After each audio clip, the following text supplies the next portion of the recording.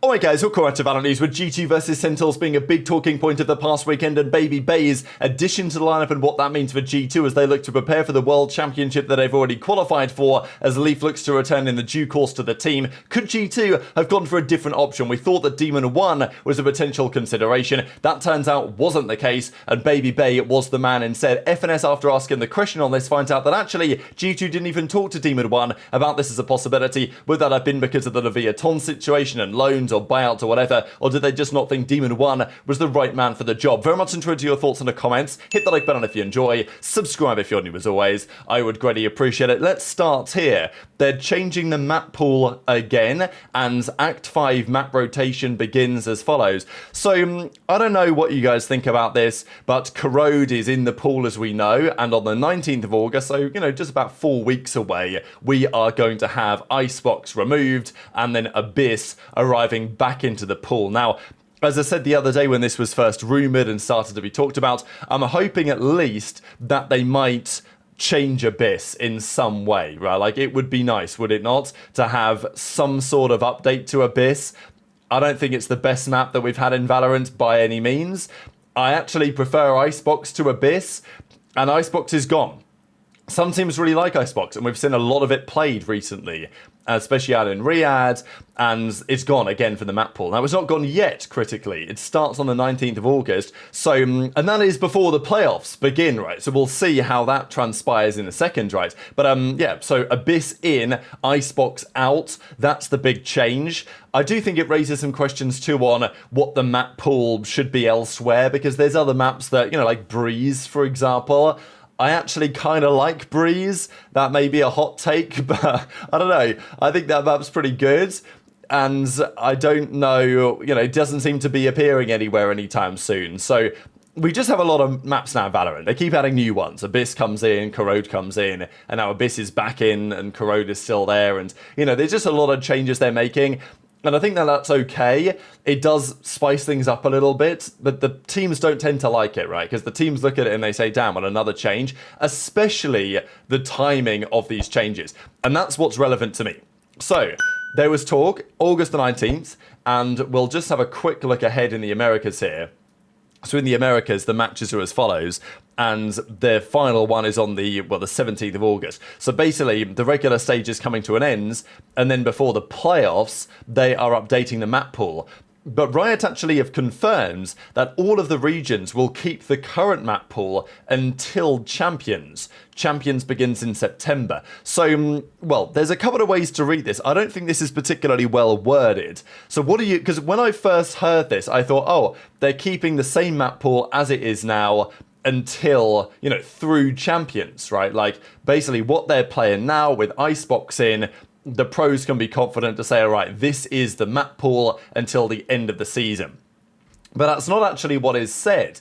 They imply that for the playoffs, it's going to be the same as it is for the regular stage. But then for Champions, it's going to be different. And I think that probably is the way to read it, right? Because until Champions implies that it will be the same in everything up until that point, but at that point it will be different. So I think I'm not 100% sure actually what the map pool is going to be, but I think I can be relatively confident to say that it's still going to be Icebox for the Stage 2 playoffs to qualify for Champions, but then the teams that qualify will not have Icebox any longer and will have Abyss at the World Championship in Paris. Now, that makes things interesting. It's one of these changes that Riot don't have to make, but it appears that they are looking to make a change to the map pool for the World Championship, throw another map back into the picture, and, spice things up a little bit, make sure the teams have to prepare very well for those maps for the World Championship, and, maybe it's good, maybe it's bad. It creates a bit more chaos from the outside looking in. The teams probably aren't going to be happy about it.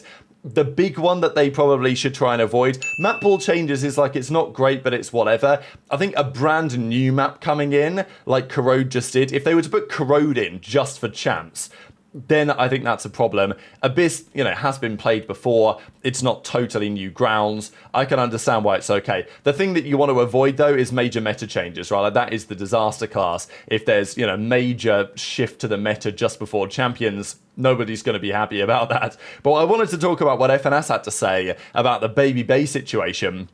and the team that G2 came up with. Babybay stepped in for G2, did a very commendable job, didn't win the series. Sentinels got the job done in the end and got some points on the board for the championship, but still, G2 did a commendable job, and I think Babybay held his own very nicely. He seems to bring the energy for the team. There was a little interview they did with Babybay and Valen, said, is there anything you can say to the fans, basically? And Babybay says, I'm not even kidding, the brotherhood that these guys have is something that I wish I was able to experience. I mean, I've had it with a couple of teammates here and there, but never with a full team. Probably true since the guard core have been together and the relationships they have. So I thought that was kind of nice to hear from his side. But of course, many would look at this and say, damn, could they have got somebody not Babybay? I mean, he's been a caster for a couple of years. He stepped away from competing, and yeah, he did a commendable job, I think, stepping in, and maybe will continue to do so. But it's not like he is a match-fit, ready player. There's lots of attributes that he has that are clearly very helpful to G2 right now, but it's not clear that he was necessarily the best choice, especially when there was Demon1 out there and there was talk about that. So FNS understandably was kind of asking about this and was wondering what the situation was. So he asked the question to Demon1 when he came back from a little break and was like, hey, what happened with G2, right? Did they talk to you? Did they try and make this conversation happen? And Demon1 says that he couldn't have done it anyway because he was away, but that no, they were not, particularly keen to get him onto the team. Any insider scoop on why G2 didn't use Demon1 for sub? Let's go ask him, actually. Let's have our own little segment. Wait, where the f did he go? Should we just, wait? Bro, he doesn't give a f. Mods, when he comes back, and you guys pin a question asking why, if G2, so why he said no. He doesn't have mods? What the f is this comment? What is this chat? This chat needs mods. What? Are there mods in here? Yo, Leanies. Wait the f up! How is this guy's not banned? Square bracket, bro! Yo, did G2 ask you to be fifth? To answer your question, I said no, I was out of town in San Diego with some of my friends. So they asked Babybay and not you. Am I getting that right? That's Babybay? Well, I wasn't in town, so I don't know. What, is this guy, bro, you're not still in love, by the way, they could message him. What do you mean out of town? Like he's completely off the radar with all his phone, everything off. They did message him. Did they message you and you just didn't respond because out of town? Did they message you? No.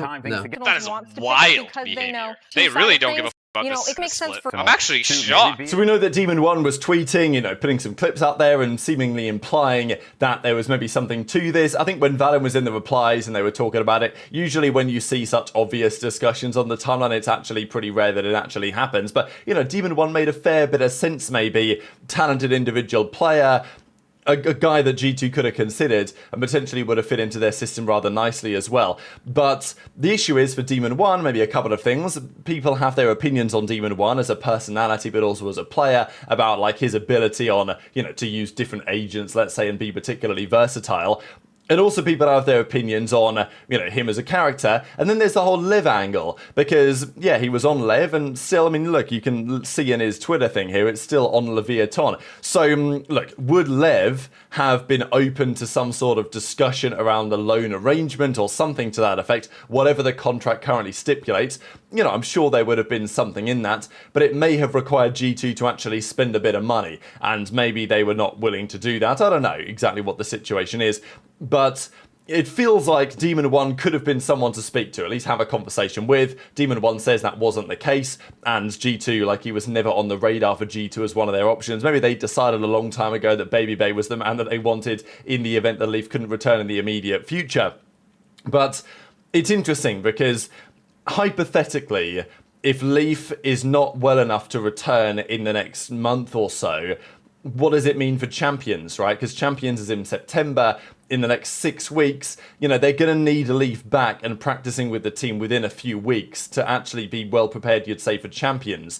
Babybay, look, respectfully, they're not going to win the World Championship with Babybay. So maybe I've spoken too soon there. But my point is that depending on G2's perspective, they might have considered that bringing in a player with an awful lot of, talent and upside, and who's played at a very high level very recently, and of course is a world champion in Demon1, maybe could be a good option to go for. But they've decided not to do that, so I think they must be confident that Leaf will return soon enough, and that's going to be okay for them, which is good to hear, or at least if that is true, that they're confident Leaf will be back, and therefore they didn't really need to think about having a loan arrangement with Lev for Demon1. Maybe that's a good implication here.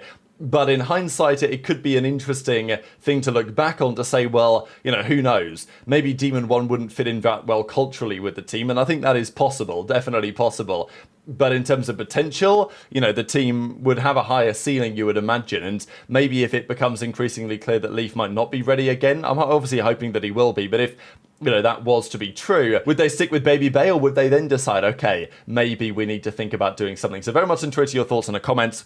Just a final thing, couple of scrims to go through. Furia down 18-4, getting absolutely slammed by Ixolos Laser right here. We had them also up 16-7 on the Cubit Academy, so they were frying in this one. G2 up 12-7, we don't know against who, but of course with Babybay, as we now know. Cloud9 10-7 up on Envy, so pretty interesting just to see some scrims between those two teams going on. Fury are actually winning one. They were playing YFP and were up 11-1, can you believe it? But it wasn't all sunshine and rainbows for them either, and we'll see that probably as the league gets back underway. G2 up 8-4 on Landor, and then we had Cubit 14-4 up against Cloud9. So very much interested in your thoughts in the comments. Hit the like button if you enjoyed, subscribe if you're new, take care, and I'll see you next time.